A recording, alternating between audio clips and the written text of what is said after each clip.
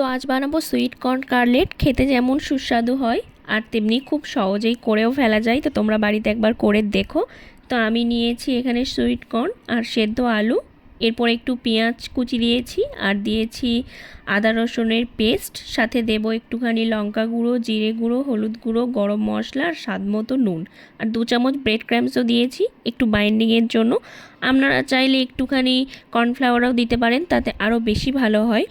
তো তারপর আমি একটু প্যানে তেলটা গরম করে নিয়েছি, নিয়ে কাটলেটের শেপে আমি কিন্তু গোল গোল করে গড়ে নিয়েছি।